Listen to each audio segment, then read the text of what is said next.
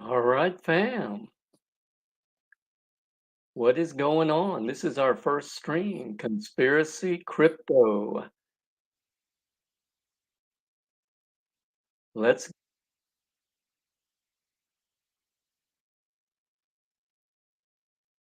we're all going to learn to do this together.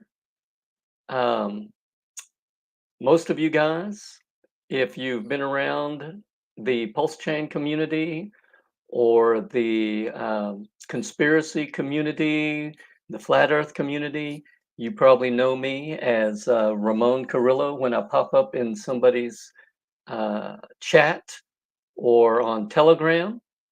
And yeah, I hope somebody's watching us, Cotton Trust. Glad to have you. Like I said, this is our first stream, and we're going to just basically cover what this channel is going to be about, how we are going to hopefully onboard a lot of people into crypto and have a lot of fun learning about the truth of where we live and who we're governed by and what's going on in our world, and more importantly, how to function in our world in such a way that we're able to express our freedoms and uh, but stay sane in an otherwise deceitful and crazy world. So let's get started. The very first thing that I want to talk about is uh, who are crypto hippies? What's a crypto hippie? Well, you might be a crypto hippie if you're a freedom-loving man or woman, and you might be a crypto hippie if you have a live and let live attitude, right? You might be a crypto hippie if you are either involved, have been involved in crypto, or if you have an interest in crypto. Uh, you might be a crypto hippie if you're a truth seeker, and you may just know that there's something not right about what's going on in our world, in our country. I think a lot of people, since the scamdemic, as I like to call it, since spring of 2020, really kind of took a step back and thought, wow, they realized that they don't live where they thought they lived. You know, that their freedoms are really not protected the way that they believed that they were. We're all taught in school about, the Constitution and our unalienable rights, et cetera, et cetera. And certainly going through the scamdemic through the spring of 2020, a lot of people realize, wow, I'm really not protected. The government seems to be able to, run roughshod over us. And so a lot of kind of my awakening happened after the scamdemic came about, and I really had to learn how to protect myself. So you might be a crypto hippie if you're a truth seeker and you just know something's not right. Maybe you've not really looked into a lot of the conspiracies. I know for me, we're going to talk about that. I'm going to introduce myself a little bit more about how I came to the so-called truther movement. I really, I use conspiracy, the word conspiracy in our title just because that's how the world sees truth seekers. The government, the censors, they are all about demeaning those of us who are free thinkers, who question things. And so I use that term just because that's what's familiar. Just like one of the segments we're going to have on the show on a regular basis is going to be called Bitcoin for Beginners. Well, I'm not going to show people I'm not going to onboard people into Bitcoin, but most people that are no coiners, their experience with crypto is only having heard about Bitcoin, maybe Ethereum. So, same thing with the word conspiracy in our title, Conspiracy Crypto. I all of us that are involved in the movement, we really know that we're truth seekers, we're truthers, we're looking for the truth.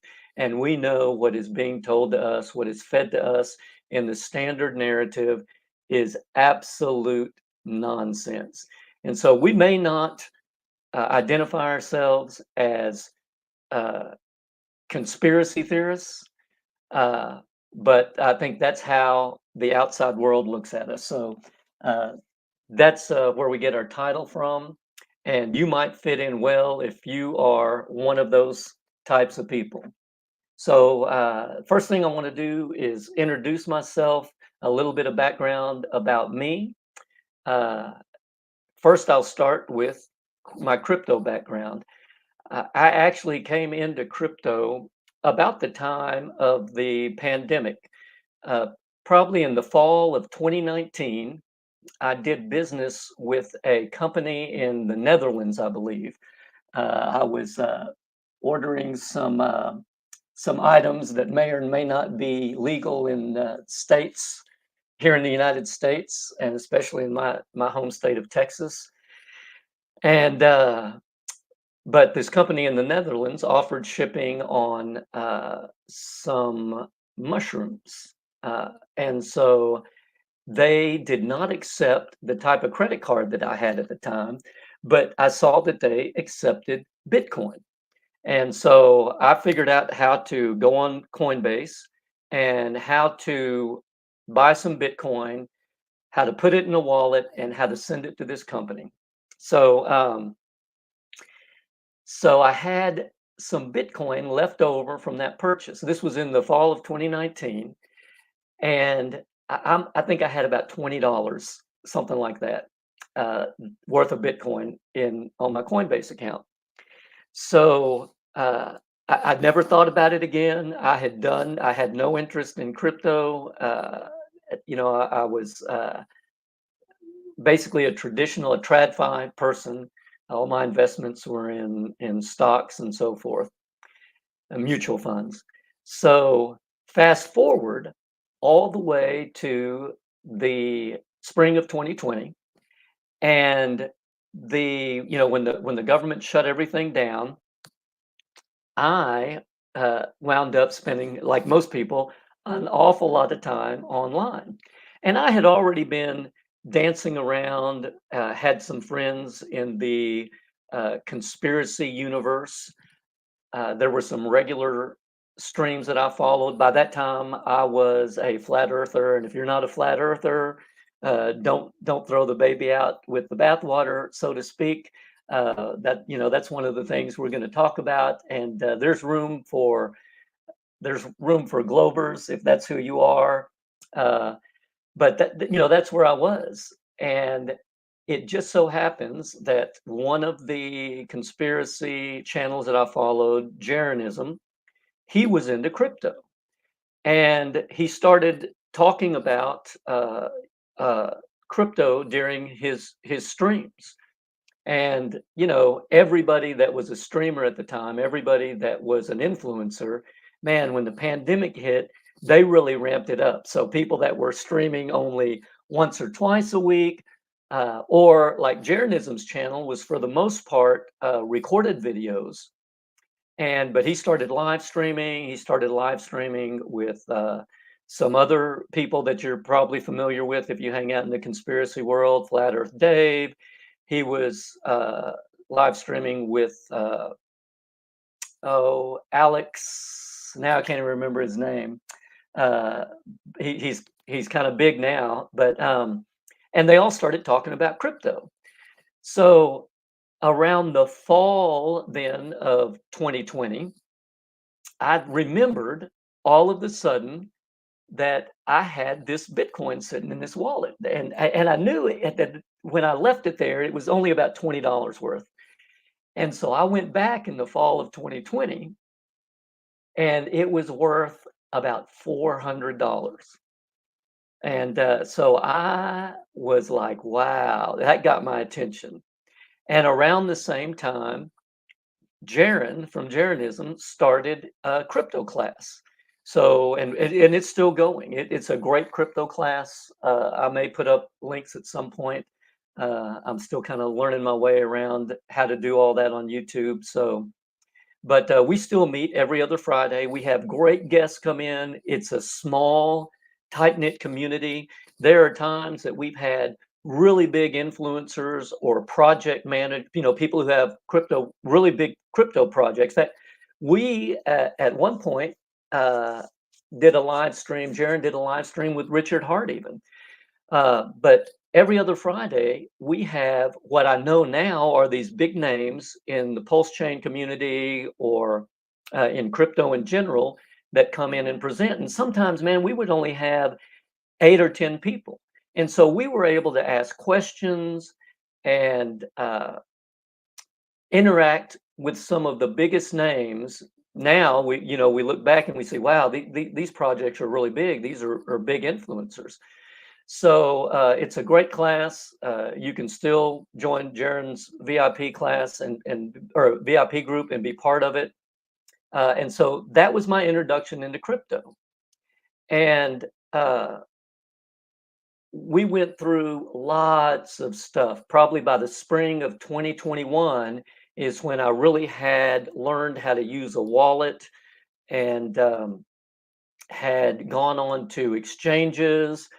And man, I still remember the very first time I sent money from Coinbase, from my Coinbase wallet to an exchange. I can't even remember it. We were using this real little exchange because one of the first tokens I bought was a privacy token called Pirate. It was Pirate Chain.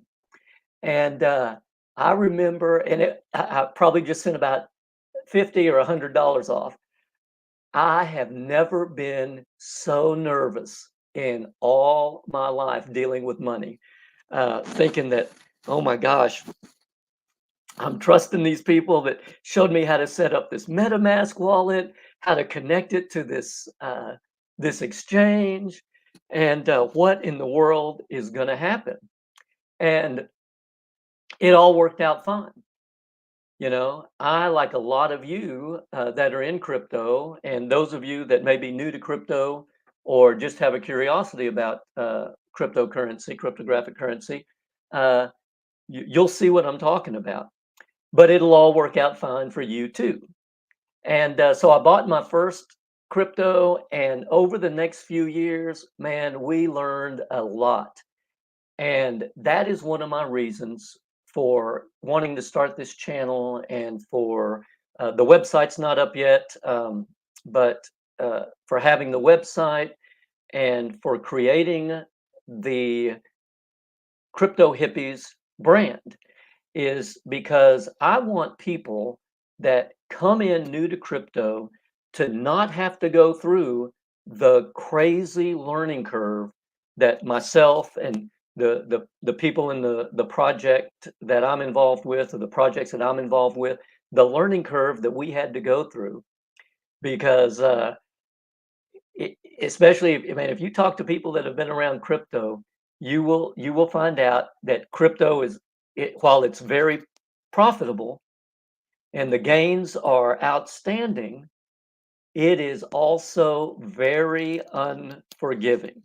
Making a mistake in crypto is not the same as making a mistake at your bank, where they can correct things, or making a mistake with your credit card.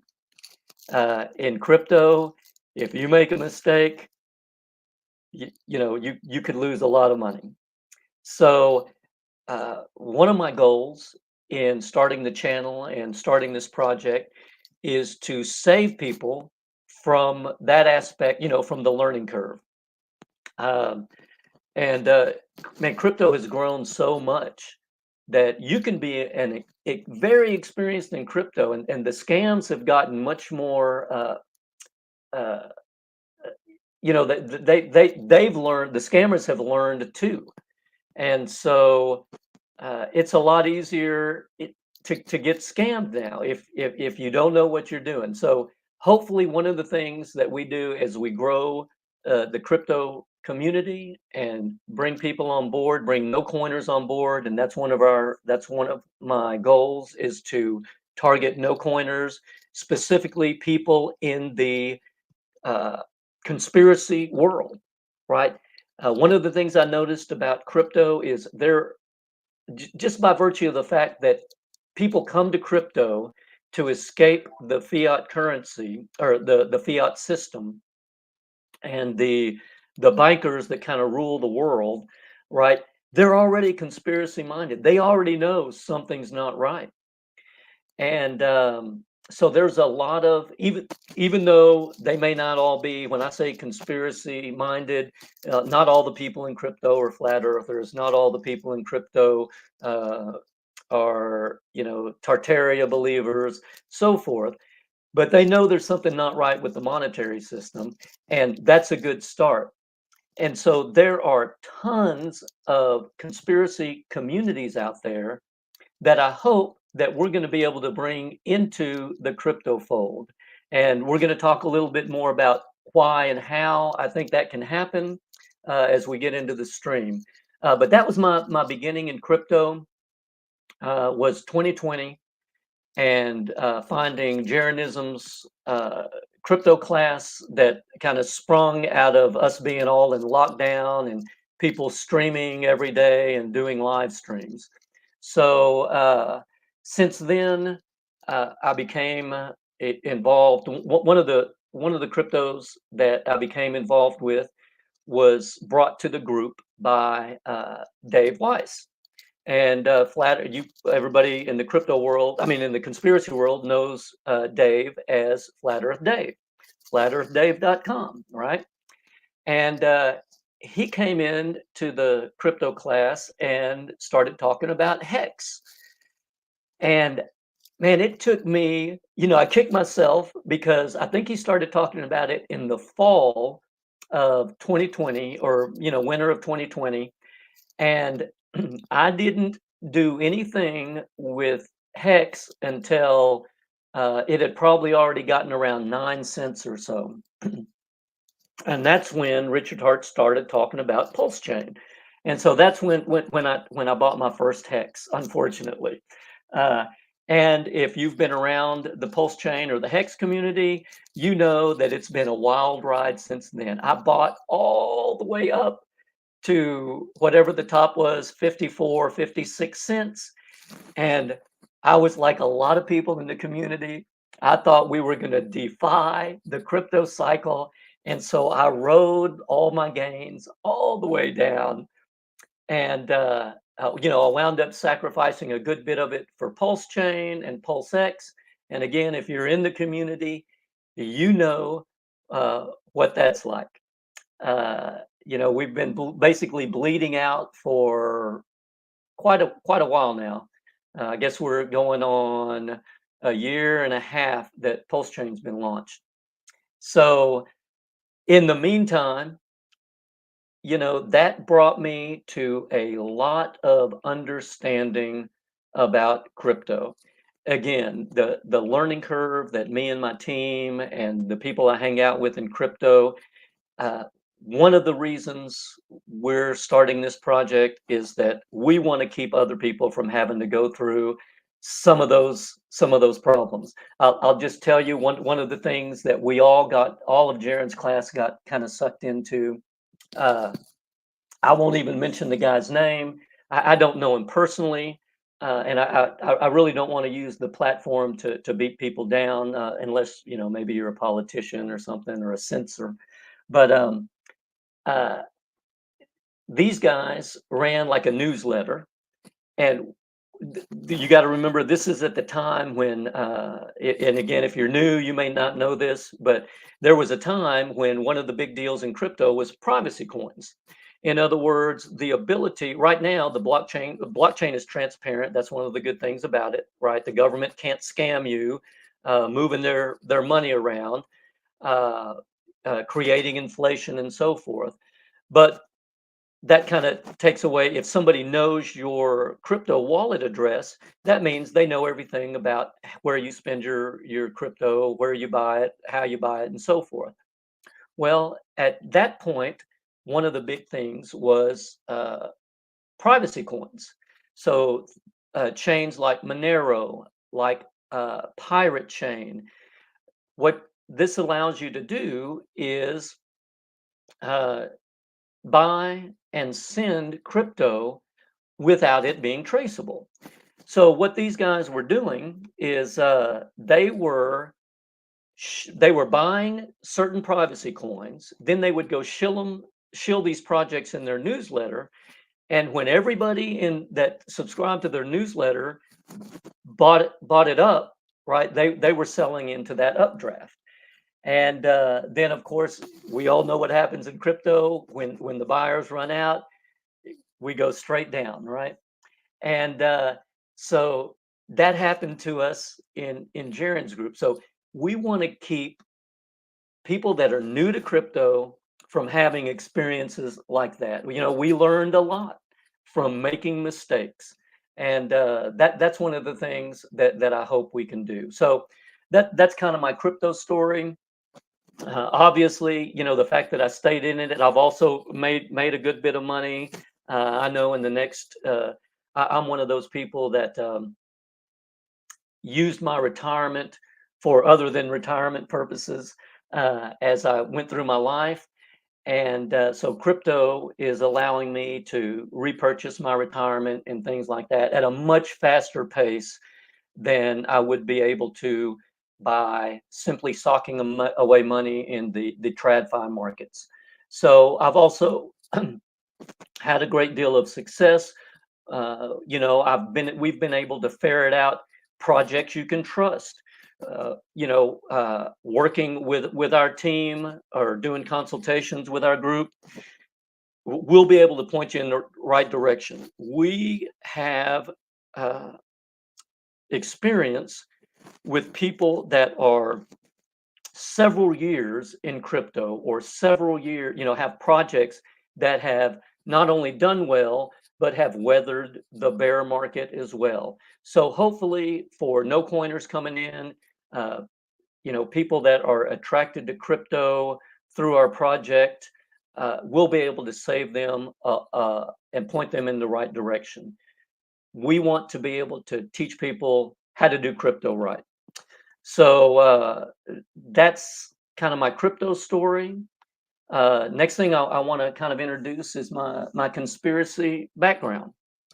And again, I don't like using that term conspiracy. I know it's in our brand just because that's how the outside world sees some of the issues we talk about.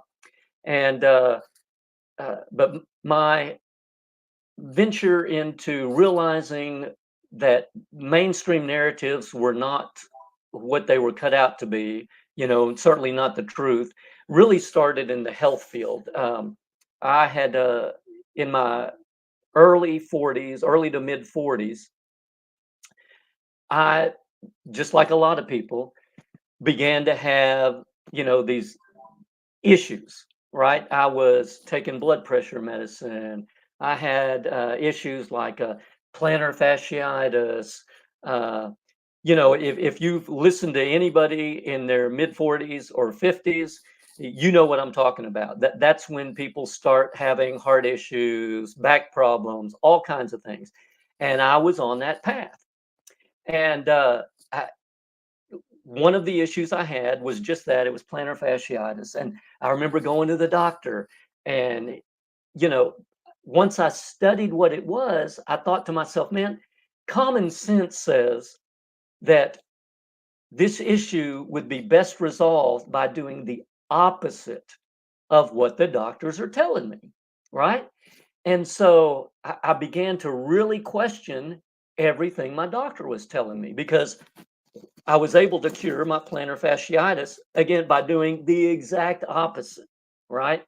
Well, then I began to question diet. I began to question you know, the jibbity jabs, all that stuff. And what I found was, and this all kind of coincided with, you know, the internet coming into its own, right? So all of a sudden there was all this information that I was able to acquire and really question what was going on in the medical world, right? In allopathic medicine. And so that was my first aha issue, was realizing that people in modern medicine are not telling us the truth. And from there, the next thing that happened to me was I got introduced to flat Earth, and I actually was introduced to flat Earth by my son. Now, my son is not a flat earther. However, again, about the time that YouTube was becoming popular and so forth, he brought it up. You know, at one point he must have questioned it. And I said the same thing everybody else says. That's ridiculous. That is crazy. Right. And I left it alone. Okay. It wasn't until a couple of years later that I came back to it, and I realized, when I started doing some research, again, I came across Jaronism's channel. I came across Flat Earth Dave, a lot of other really good, Eric Dubay, you know, the old school guys, the OGs. And I started watching their videos. And again, people in the Flat Earth community will tell you, once you are open minded enough to start questioning things, whether you wind up being a flat earther or just, you know, realizing that there's something wrong with the narrative, with modern physics, uh, then you start to question other stuff, right? From there, the next thing that kind of hit me in the face was the money system, the banking system, the fiat system. And I realized, oh my gosh, wow, we're all being scammed, you know? And I had really, you know, my whole life, you know, we're all taught. I really questioned how my uh, financial situation could have come about, you know? And I realized after really digging into the fiat system and how the banking system worked, that the whole system is designed to keep normal average income earners from moving up the class system, right? Uh, I remember watching my grandfather uh, retired the year I was born. Uh, it, it, I know I look a lot younger than this, but in 1966, that's the year I was born. That's the year my grandfather retired. And I actually lived with my grandparents for a while in the early mid 70s. And I can remember very vividly that, you know, there was a time when our Christmases were lots of presents, right? Filled with lots of presents, lots of lots. And again, we weren't rich, but as a middle class household, we never really lacked for anything, right? If we needed anything, we had it. And if you're old enough to remember the oil embargo and having to wait in line for odd or even days to buy gas and so forth, I remember after that, and the inflation, the outrageous inflation of the mid 70s, man, it wasn't like that anymore. Christmases were pretty sparse. You know, we might get one or two presents.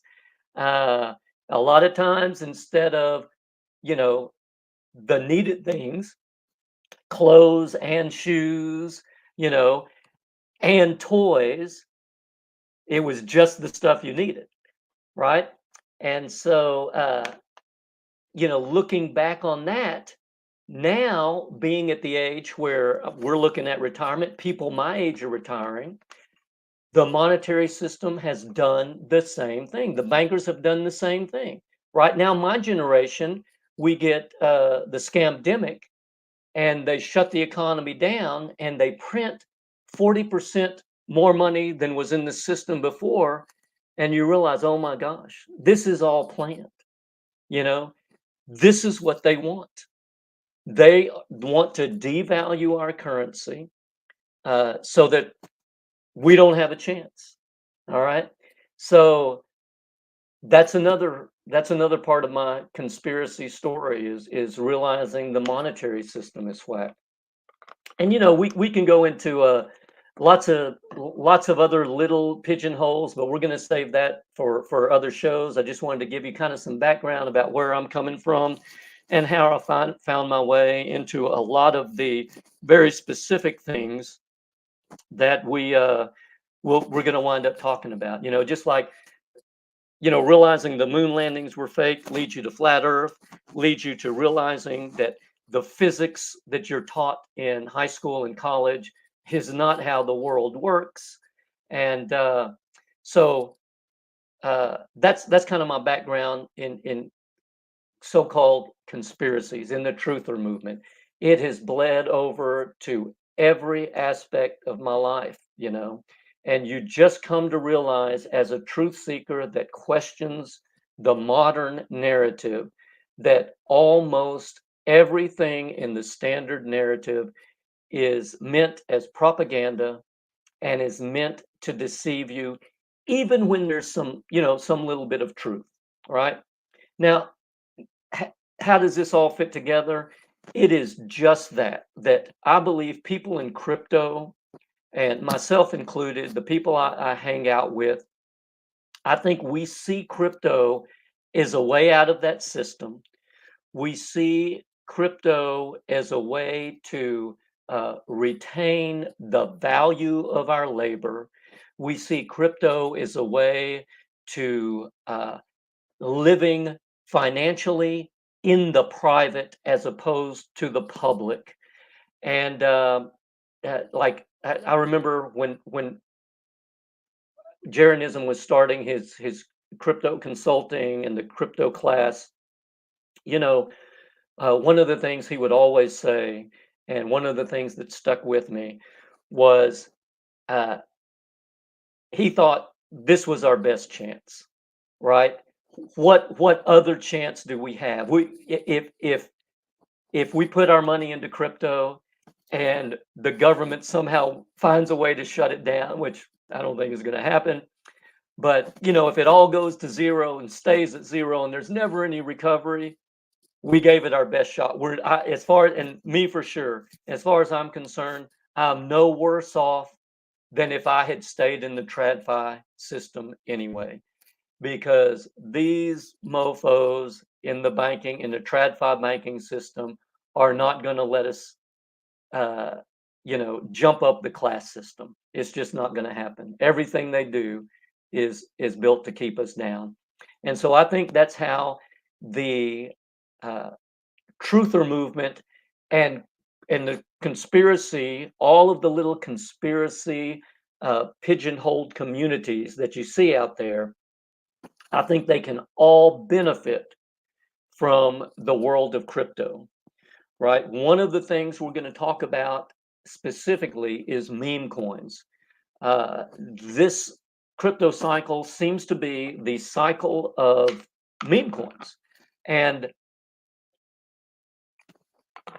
I think what's important about that, and what will be important to the conspiracy influencers out there, is that meme coins are basically small communities' way of monetizing their social media time, of monetizing their entertainment, right? So instead of spending money on Netflix, spending money on movies, spending money in mainstream entertainment, uh, mainstream social media, what meme coins have allowed communities to do is to take that value and disperse it, to create value around the community and disperse it to its members. And I think it's a way that we can put a nail in the coffin, I guess, of the influence that mainstream media, mainstream social media, mainstream news, mainstream entertainment, that throttle hold they have on society and their ability to influence becomes less when we, as in crypto communities, can monetize our entertainment ourselves. We can monetize our social media. We can monetize our own communities. And so I think as a uh, as crypto goes, we can offer a lot to these pigeonholed conspiracy communities out there. Uh, so that's kind of how I see all of that fitting together. So to sum all that up, my experience has really led me to this project. And guys, I'll tell you what. When in a minute we're going to talk about one of my or one of the crypto projects that we launched here several months ago. And what I'm doing now, sitting here streaming uh, on this platform and creating this brand, is something that I really, to be honest, I did not want to do. But it is also something that I feel like that I came to the conclusion that I couldn't not do. Um, and the reason is just that purpose, that hopefully as we have some fun exploring all the truther channels or the quote unquote conspiracies, what we want to do is tokenize some of these communities by helping the influencers, the researchers, help them monetize their content to the crypto community and bring value to their own communities uh, with perhaps some individual projects, right? I can tell you, let me tell you about one of those, how that worked in the crypto world. One of some of my friends that I met in the crypto community here, it's been a couple of years now. They started working with the constitutional group in Texas that basically wants to secede, I guess you could say, from the Union and to return Texas to its, national status, right? And they got together and created a token, a project called the Texan token. So there's a perfect example of the crypto community reaching out to a mainstream community.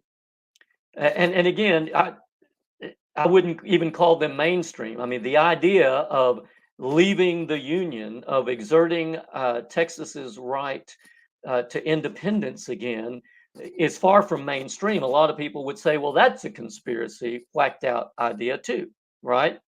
And yet that happened. It created a project that is still thriving today. In fact, there's another project that launched off of that um, that is a reward token that rewards Texan token. So uh, the idea of bringing non-crypto communities into crypto to help monetize their the people in their communities is not a new idea. It's just that from my perspective, uh, we want those communities to be the truth researchers, the truth influencers, the quote unquote conspiracy groups. So then the other purpose that all this leads me to is, to bring mass adoption of crypto the right way. I looked at one of again the project that we launched was, while it was a kind of a funny meme, so to speak, was meant to reach out to people that didn't have time to sit all day at a computer to invest 4, 5, 6 hours a day or 10 hours a week to learning how to do crypto, right? So we knew we had to offer them someone somewhere that could be trusted, number one, um, and uh, an easy path, right? And it's gotten a lot easier, but it's still kind of complicated if you're not into crypto, putting your money on an exchange like Coinbase, having a wallet, moving the money from Coinbase to a wallet, then connecting your wallet to a DEX, right? All of these things take a good bit of time. And I think Pulse Chain, more than any other community, and I'll give you an example, they have kind of been able to streamline and make crypto, at least in my opinion, a lot more user friendly. Right, and I'll give you the perfect example is Brother KG's project, the Internet Money Wallet. I love the Internet Money Wallet because you can put it on your phone. For somebody who's not into crypto, it looks very user friendly, right? You can see everything right there. It's pretty streamlined. Uh,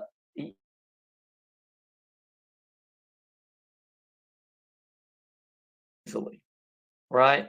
So that's the kind of thing that when we bring no coiners on, that we want to be able to do. We want to be able to make it as simple as possible. We want to be able to take that 10 or 12 hours learning curve, just getting started in crypto, down to hours, an hour, if not minutes. All right. Um, then the other thing that I think is vitally important that I want our brand to be focused on is uh, being able to teach people the difference between living in the public versus living in the private. I think we can take advantage of the skepticism now that a lot of people have from having lived through the scamdemic. I think people began to realize that, wow, the government has literally forgotten that they are imbued with power only because we consented to it, right? They govern over us in a way that is tyrannical. And I think a lot of people woke up to this. And it is, in fact, tyranny. There is no other way to say it. And it's tyrannical by design. And a lot of people will tell you it's unconstitutional, that it's not legal, the things they do and the way they do things. And after the scamdemic started and we were in lockdown, I was put in a position to have to, defend myself. And one of the things I did is seek out legal advice and legal knowledge. And what I came to find out is, in fact, the system works exactly the way it's set up. What they do is constitutional, it is legal. However, I also discovered that for every tyranny, for every tyrannical law, for every tyrannical dictate, there is always a remedy. They're just not going to tell you what that remedy is. They're going to leave it to you to figure it out. And so, one of the things that I hope the brand does moving forward is to lead people into understanding how to live their lives in the private, outside of the system, and to be able to go back and forth when they need to. And there's a way to do it. So we're going to include in our regular streams lots of discussion and resources for how to live in the private, how to create documents. One of the first things that I learned how to do and that I teach people how to do is how to do an affidavit of status, right? We all think, again, we're all taught that the Constitution offers us certain protections, et cetera, et cetera, et cetera, and that the people in the government are doing their job according to the uh, the way the Constitution, what we're taught in school, the Constitution dictates the government should act. And in fact, they are not, right? We know that they are not. And there is a way to escape that. Again, they're just not going to tell you. Just like we all know that wealthy people, do not pay the same level of taxes that we do, right? Now, they're not breaking any laws. It's just nobody's teaching you how to do what they do. And so that the entire legal system, the entire way Congress works, the entire way they pass laws. Again, it's not what you think, it's not what you're taught in school, and we want to bring that to the forefront so we can educate people about how to live privately, right? Um, so that is kind of an introduction to the crypto hippies, conspiracy crypto streams, right? Uh, we're gonna be a weekly live stream. We're gonna have probably several segments about some of the issues that we talked about. And I think it's going to be a lot of fun along the way. It's going to be a learning experience, certainly for me. And I hope that it'll be a learning experience for a lot of people new to crypto and a lot of people from the conspiracy world. And then also a lot of people that are in crypto that may not even know that they are conspiracy theorists. So, with that, we're going to end our first stream. We'll be back here next week. I thought today was a great day to have our first stream. 9/11, again, another one of those conspiracy theories that 9/11 didn't happen the way we're told it did, right?